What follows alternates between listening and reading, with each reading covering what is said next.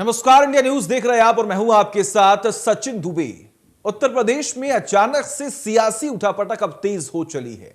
एक और उम्मीदवारों के लिए मंथनों का दौर जारी है, तो वहीं दूसरी ओर नेताओं ने भी समय के साथ पाला बदलना शुरू कर दिया है। इन सब के बीच सियासी गलियारों में चर्चा है कि उत्तर प्रदेश में कई बड़े चेहरे भी सियासी मैदान में उतर सकते हैं। सभी दलों की कोशिश है कि इस बार बड़े चेहरे पर ही दाव लगाया जाए, ताकि जिस विधानसभा सीट से वो उतरे वहां जीत सुनिश्चित हो सके। साथ ही साथ आसपास के जिलों पर भी सीधा सीधा प्रभाव डाला जाए। इसलिए अब खबर आ रही है कि सीएम योगी आदित्यनाथ अयोध्या से चुनाव लड़ सकते हैं। बीजेपी कोशिश अयोध्या के सहारे सियासी संदेश देने की है। सिर्फ सीएम योगी ही नहीं, बल्कि दोनों डिप्टी सीएम केशव प्रसाद मौर्य और दिनेश शर्मा भी चुनाव लड़ सकते हैं। मतलब बीजेपी की रणनीति साफ है कि उत्तर प्रदेश में सियासी उठापटक के जरिए जो नुकसान होने की संभावना है, उसे बड़े चेहरों को मैदान में उतारकर खत्म किया जाए। वही खबर यह भी है कि इस बार अखिलेश यादव भी चुनाव लड़ सकते हैं। चुनाव लड़ने को लेकर अखिलेश यादव कई बार इशारा भी दे चुके हैं। लेकिन उत्तर प्रदेश में अगर राजनीतिक इतिहास को देखें तो मुलायम सिंह के अलावा किसी भी मुख्यमंत्री ने चुनावी मैदान में अब तक भाग्य नहीं आजमाया है। आज बड़ी बहस में हम इसी मुद्दे पर चर्चा करेंगे कि बड़े चेहरे के चुनावी मैदान में उतरने से उत्तर प्रदेश की सियासत में क्या बदलाव आएगा और क्या बीजेपी इस रणनीति के सहारे फिर से सत्ता में काबिज हो पाएगी या फिर नहीं।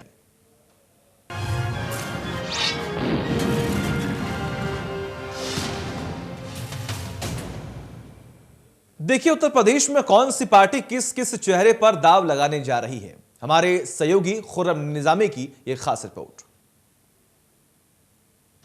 उत्तर प्रदेश का चुनाव शबाब पर है और सारे राजनीतिक दल जुड़ गए हैं सियासी समीकरण बनाने में, प्रत्याशी चुनने में। हालांकि कांग्रेस पार्टी ने 125 प्रत्याशियों का ऐलान कर दिया है, तो वहीं बहुजन समाज पार्टी लगातार अपने प्रत्याशियों का ऐलान कर रहे हैं। लेकिन इन प्रत्याशियों में क्या बड़े नेता भी होंगे?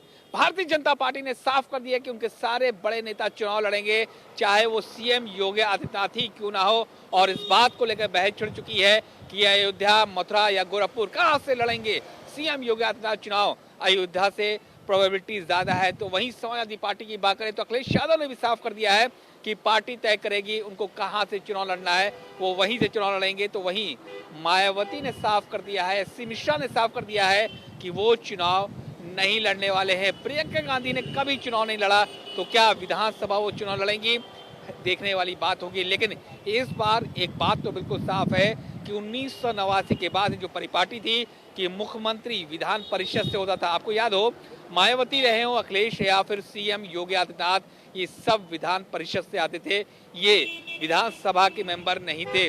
उन्होंने सीधे चुनाव जाने से बेहतर विधान परिषद का रास्ता चुना। और वहीं राजनाथ सिंह, अगर आपको याद हो, तो सीएम बनने के बाद उन्होंने चुनाव लड़ा था हैदरगंज सीट से और जीत कराया था, हैदरगढ़ सीट से और जीत कराए थे। तो इस बार 2022 के चुनाव में क्या ये परिपाटी टूटेगी? क्या मुख्यमंत्री उत्तर प्रदेश को इस बार विधानसभा से मिलने वाला है? लगता तो यही है, क्योंकि सभी पार्टियों के बड़े नेताओं ने कह दिया है कि पार्टी जहां से कहेगी वहां से हम चुनाव लड़ेंगे। कैमरा पर्सन शिवम के साथ खुर्रम निजामी, इंडिया न्यूज, लखनऊ। तो सुना आपने किस तरीके से हमारे सहयोगी खुर्रम निजामी ने भी इस बात का जिक्र किया कि देखिए, प्रदेश की भाजपा सरकार ने यह साफ कर दिया है कि चुनाव अब बड़े चेहरों पर ही लड़ा जाएगा, क्योंकि एक तरफ लगातार तमाम नाम सामने आ रहे हैं जिन्होंने इस्तीफा दे दिया, जो कि बीजेपी के बड़े चेहरे थे। स्वामी प्रसाद मौर्य हो गए, धर्म सिंह सैनी हो गए, भगवती सागर हो गए, रोशन लाल वर्मा हो गए, विनय शाक्य हो गए, अवतार सिंह भड़ाना हो गए, दारा सिंह चौहान हो गए, ब्रजेश प्रजापति हो गए, मुकेश वर्मा हो गए। एक लंबी फहरिस्त जो है अब सामने आ गई है। लेकिन अब देखिए आप कि अयोध्या पर दाव, मुख्यमंत्री रहते योगी आदित्यनाथ 30 बार अयोध्या गए हैं, इसीलिए कहीं ना कहीं जो खबरें हैं वो सामने आ रही है कि सीएम योगी अयोध्या से चुनाव लड़ेंगे। योगी सरकार ने फैजाबाद का नाम भी बदला है।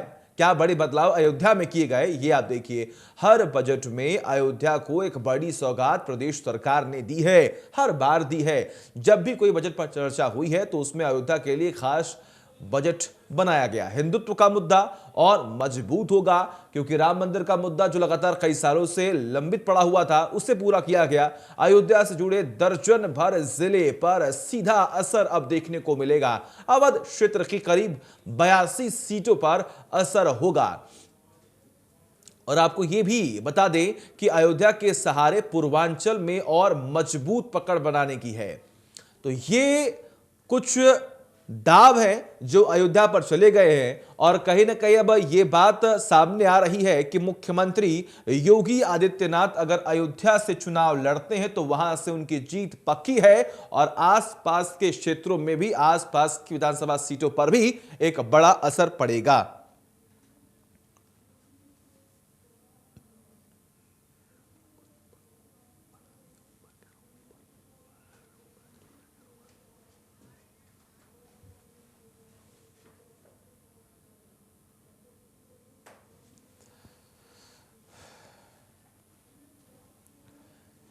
तो तमाम बड़े सवाल हैं, तमाम बड़े सवालों के जवाब लेंगे। डिबेट को ओपन करते हैं, हमारे साथ कुछ खास मेहमान जुड़े हुए हैं। सबसे पहले उनका तारुफ करा दूं, शरद त्रिवेदी जो कि बीजेपी का पक्ष रखेंगे, अभिषेक वाजपेयी जो कि समाजवादी पार्टी का पक्ष रखेंगे, मुखर प्रवक्ता है, प्रदीप सिंह जो कि कांग्रेस का पक्ष रखेंगे, और सत्येंद्र सिंह जी जुड़े हुए हैं हमारे साथ जो कि राजनीतिक विश्लेषक है। आप सभी का बहुत बहुत स्वागत है इंडिया न्यूज पर। शुरुआत शरद त्रिवेदी जी आपसे करना चाहेंगे। शरद जी, सवाल सीधा आपसे है कि देखिए, नुकसान तो हो रहा है, लगातार एक एक लंबी फहरिस्त जो है वो सामने आ चुकी है कि बीजेपी के बड़े नेता अब भारतीय जनता पार्टी से इस्तीफा दे रहे हैं, और कहा जा रहा है आप भी जानते हैं, लेकिन ये कमी कैसे पूरी करेंगे सर?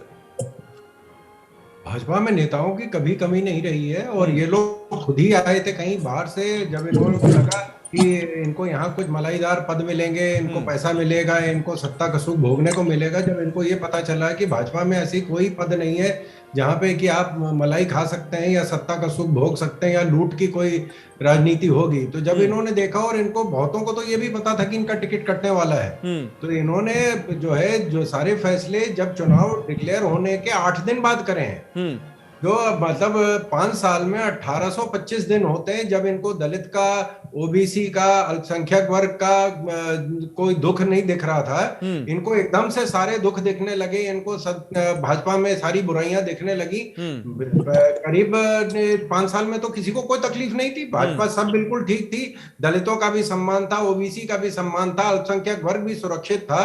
पहले इन्होंने कहा कि अभी 6 महीने पहले ये कह रहे थे नहीं, ये भाजपा ब्राह्मणों के खिलाफ है, फिर इन्होंने कहा कि भाजपा जो है वो ये व्यापारियों के खिलाफ है, अब ओबीसी के खिलाफ हो गई, दलितों के खिलाफ हो गई, किसानों के खिलाफ हो गई। और जो किसानों को भड़काने का काम कर रहे थे इतने साल, 1.5 साल 2 साल, इनका जब देखा कि साहब वो भी इनका सपना टूट गया लेकिन है। शरद जी देखिए, चुनाव नजदीक है, चुनाव नजदीक है, ये बड़े आरोप लग रहे थे कि जो ब्राह्मण वर्ग है वो आपसे नाराज है। अगर इसी बीच में आपके ही बड़े नेता अगर ये बोलते हैं कि ओबीसी और जितने भी आरक्षित वर्ग हैं वो आपसे नाराज चल रहे हैं और इनके लिए काम नहीं हुआ, इसलिए हम पार्टी को छोड़ रहे हैं, तो आप खुद सोचिए ये कितना डैमेज करेगा आपके इमेज को। नहीं, ये इनको तकलीफ हो रही है, ना ब्राह्मणों को तकलीफ है, ना ठाकुरों को, ना व्यापारियों को, ना दलित ओबीसी। भाजपा ने तो दलित को राष्ट्रपति बनाया है, ओबीसी प्रधानमंत्री है, मतलब इससे ज्यादा कौन काम करेगा। अल्पसंख्यक आयोग को भाजपा ने संवैधानिक दर्जा दिया है। हम लोगों ने जितना दलितों के लिए काम किया है, जो हम लोगों ने मतलब कुल मिलाकर लॉस नहीं हो रहा आपको, व्यापारियों के लिए नहीं बनाए, ठीक है, मतलब कुल मिलाकर आपको लॉस नहीं हो रहा है, वो ओबीसी और दलितों को मिले हैं। जी, ठीक जो है। हम लोगों ने गैस के कनेक्शन, बिजली के कनेक्शन, दिल्ली से ज्यादा जो शौचालय बने उत्तर प्रदेश में, ये अंबानी जी के लिए नहीं बने, ये सारे दलितों को मिले। ठीक है, मतलब आपने काम किया है, आपने अपने कार्यकाल में काम किया, लेकिन जो अभी फिलहाल कुछ दिनों में ये जो दल बदल की राजनीति हो रही है, इससे आपको लॉस नहीं हो रहा है, हाँ या ना? हाँ या ना? हमें कोई नुकसान नहीं है, ये तो ठीक है अभिषेक जी, ठीक है अभिषेक भाई, ठीक है मलाई खाने को मिलेगी, ठीक है सर, ठीक है सर। अभिषेक भाई, क्या लगता है, देखिए एक तरफ ये जो दल बदल की राजनीति हो रही है, इससे कहीं ना कहीं अब समाजवादी पार्टी को फायदा पहुंचने वाला है क्या, और इस गेम के पीछे क्या लगता है कितना नुकसान पहुंचेगा भाजपा को? देखिए, मैं बड़ी छोटी सी लाइन से शुरुआत करूंगा। 22 में बन के विरोधियों का, 22 में बन के विरोधियों का काल आ रहे हैं, देखो देखो देखो मुलायम के लाल आ रहे हैं। तो 10 मार्च को आप देखिएगा। अब इनके लिए तो सिर्फ शरद जी और शरद जी की पार्टी के लिए मैं ही कह सकता हूँ कि अभी ये बोल रहे थे कि भाजपा में नेताओं की कमी नहीं है। अरे साहब, अगर आप लोगों के पास नेताओं की कमी नहीं है तो बाहर से क्यों नेता मंगाते हैं? दूसरे की पार्टियों में क्यों तोड़फोड़ करते हैं आप? और आप क्या बताते नेता नहीं है? और जब इनकी पार्टी में कोई आता है तो गंगा जल डाल करके शुद्ध कर देते हैं। और अगर इनके अगर इन्होंने काम नहीं किया, लोगों ने समय समय पे अपनी बातों को उठाते रहे हैं और जब उसका समाधान नहीं मिलता तो आदमी दुखी रह जाता है। आपने कोविड काल में देखा कि कैसे मिसमैनेजमेंट को लेकर के आदरणीय ब्रजेश पाठक जी ने कैसे जोर शोर से आवाज उठाई थी, तब भी सरकार नहीं चेती। आपने देखा कि कैसे स्वामी प्रसाद मौर्य जी ने आवाज उठाई, तब भी सरकार नहीं चेती। बेरोजगारों को लेकर के जब वार्ता हुई थी तब भी स्वामी प्रसाद मौर्य जी ने चेताया था, तब भी ये सरकार नहीं चेती। तो ये किस बेस से कह सकते हैं मलाईदार पद? अरे वो स्वयं मंत्री थे, आप तो उनको टिकट देते ही देते। दारा सिंह आपको छोड़ करके आए तो वो तो आप उनको टिकट देते ही देते। इसका मतलब या तो आप बोल रहे हैं कि 5 साल की सरकार ने काम नहीं किया, ये तो आपके पास प्रश्न चिन्ह होना चाहिए। लेकिन टिकट की घोषणा से पहले कोई व्यक्ति अगर आपको छोड़ रहा है तो क्यों छोड़ रहा है? ये आपके ऊपर सवालिया निशान है, क्योंकि आपने 5 साल काम किया नहीं। और जैसा योगी आदित्यनाथ जी की बात है, जैसा कि आपने कहा कि वहां से खबर लड़ने की अयोध्या। अरे श्रीमान महोदय, अयोध्या में भी इनको कोई वोट देने नहीं जा रहा, क्योंकि जनता जनार्दन ने जान चुकी है। तकरीबन 14 से 15 भर्तियां ऐसी हैं जो यूपी ट्रिपल एससी की, जो आपने अभी तक भरी ही नहीं, पेंडिंग रख दी। उनको लोगों का कितना, जो युवा लोग थे उनका कितना शोषण कर दिया। और योगी आदित्यनाथ जी वहां से लड़ेंगे तो मैं उनके लिए एक छोटी सी लाइन और कह दूं। नहीं, ठीक है भैया, बिल्कुल। देखिए अभिषेक जी देखिए, काम किसने किया और जनता किसे पसंद कर रही है, अभी समय है इसमें। तारीखों का ऐलान हो चुका है, चुनाव होगा तब मालूम पड़ेगा क्या कि जनता ने किसे चुना है। ठीक है प्रदीप जी ठीक है, आऊंगा अभिषेक जी, आऊंगा मैं आपके पास। देखिए समय है अभी हमारे पास, आऊंगा आपके पास भी आऊंगा। प्रदीप जी, कोई कह रहा है महाराज आएंगे, कोई कह रहा है बाबा आएंगे, कोई कह रहा है कि मुलायम के लाल आएंगे, प्रियंका आएंगी, और आएंगे तो कैसे आएंगी सर? प्रदीप जी देखिए, अभी आपने देखा कि भारतीय जनता पार्टी के प्रवक्ता ने बताया, साफ और स्पष्ट कहा कि बहुत से उनके नेताओं को यह भी नहीं पता था कि उनका टिकट कट रहा है या नहीं कट रहा है। उसके बावजूद भी लोग छोड़कर गए। इसका मतलब साफ है कि उनको आपकी नीतियों से, आपकी अहंकारी नीतियों से वो लोग कहीं ना कहीं रुष्ट थे, और उन्होंने देख लिया कि उत्तर प्रदेश की आवाम सरकार की अहंकारी नीतियों के खिलाफ है। और जाने वाले देखिए, इस समय चुनावी बेला में तमाम राजनेताओं का एक दल को छोड़कर दूसरे दलों में जाना एक स्वाभाविक एक प्रक्रिया है। लेकिन जाते वक्त इन नेताओं ने कहा क्या? जाते वक्त इन नेताओं ने कहा कि ये सरकार दलित विरोधी है, पिछड़ा विरोधी है, अल्पसंख्यक विरोधी है, और ब्राह्मण विरोधी। तो उत्तर प्रदेश की जन जन में ये बात साबित हो चुकी है। तो बात महत्वपूर्ण ये है कि ये सरकार न तो ब्राह्मण के साथ खड़ी है, न दलित के साथ खड़ी है, न बैकवर्ड के साथ खड़ी है, न अल्पसंख्यक के साथ खड़ी है। और जिस तरीके से इसने अपनी अहंकारी सोच के साथ उत्तर प्रदेश को चलाने की कोशिश की, निश्चित तौर पर उत्तर प्रदेश का नौजवान हो, किसान हो और उत्तर प्रदेश की आगे आवाम हो, वो सब के सब इनके सामने सवाल लेके खड़े थे, और इनके हाथ में लाठियां थी और वो लाठी खा रहे थे। इन सवालों का जवाब भारतीय जनता पार्टी की सरकारों के पास नहीं था। हम भारतीय राष्ट्रीय कांग्रेस एक बात तय करती है कि हम विकल्प की राजनीति करते हैं, और हम उन मुद्दों की बात करते हैं जो हमने उन लोगों को चुनाव के मैदान में उतारा, जो वाकई में जनता की आवाज है। ठीक है प्रदीप जी सुनिए तो सही, विकल्प मानते हैं आप अपने आप को? विकल्प मान रहे हैं? निश्चित तौर पर, ठीक है, निश्चित तौर पर बदली हुई राजनीति, और हमारे पास कार्यकर्ता है, हमारे पास विजन है, हमारे पास हमारा नेता प्रियंका गांधी है। ठीक है, और जिस इशू, और आप ये देखिए, इन 5 सालों में सजग विपक्ष की भूमिका अगर किसी राजनीतिक दल ने निभाई है तो कांग्रेस ने निभाई है। ठीक है, हमारी नेता प्रियंका गांधी ने निभाई है, हमारे प्रदेश अध्यक्ष अजय कुमार जी लल्लू ने निभाई है, 18,000 से ज्यादा कार्यकर्ता जो जेलों के पीछे गए उन्होंने निभाई है। और आज भी आप प्रत्याशियों के चयन में देख लीजिए, उन्नाव की उस बेटी को हमने टिकट दिया है जो बलात्कारी। हाँ सर, हमने भी लिस्ट देखी है, हमने भी लिस्ट देखी है, बहुत सोच समझ कर। ठीक है सर, ठीक है सर, आऊंगा मैं आपके पास। की लड़ाई लड़ती नजर आई है। ठीक है सर। सत्येंद्र जी, आपके पास आना चाहूंगा। सर, आपने सुना कि आखिर कौन क्या पक्ष रख रहा है और किस तरीके से क्या रणनीति अपनाई जा रही है, लेकिन सर एक टर्म इसमें इस्तेमाल किया जा रहा है, प्रेशर पॉलिटिक्स। आपको लगता है क्या ये प्रेशर पॉलिटिक्स का असर कि अब जो आने वाले पार्टीज वक्त में थी यहाँ देखने को पे- मिलेगा?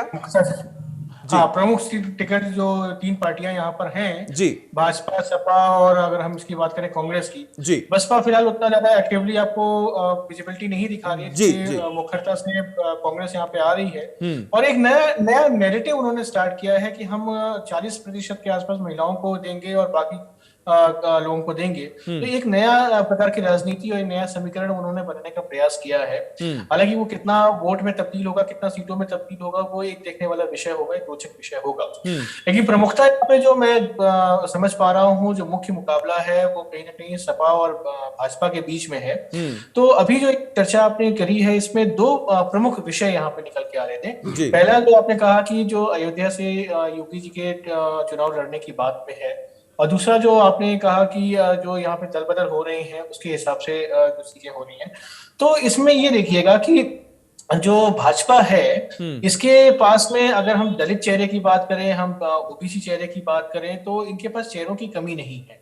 अनुप्रिया पटेल से लेके केशव प्रसाद मौर्य जी और अन्य लोग भी इनके पास में हैं। तो अगर जातिगत समीकरण के हिसाब से बात करें और जातिगत वोट बैंक को साधने की बात करें, तो इनके पास पिछड़ा वर्ग और ब्राह्मण, राजपूत, हर प्रकार के, हर वर्ग के लोग इनके पास में हैं। और इनके पास ये भी है कि जो इन्होंने तमाम योजनाएं जो उन्होंने जमीनी स्तर पे काफी हद तक उतारी हैं, पूरी तरह से तो नहीं कह सकते, लेकिन हाँ करीबन अच्छे खासे तौर पे निकाली हैं। चाहे वो आयुष्मान योजना के तौर पे हो, चाहे उज्ज्वला परियोजना के तौर पे हो, चाहे घर घर शौचालय बनाने के हिसाब से हो, चाहे गरीबों को अनाज देने के मामले में हो, बहुत सारी ऐसी योजनाएं जो काल समय में इनके पास से निकल के आती रही हैं और लोगों को मिलती रही हैं।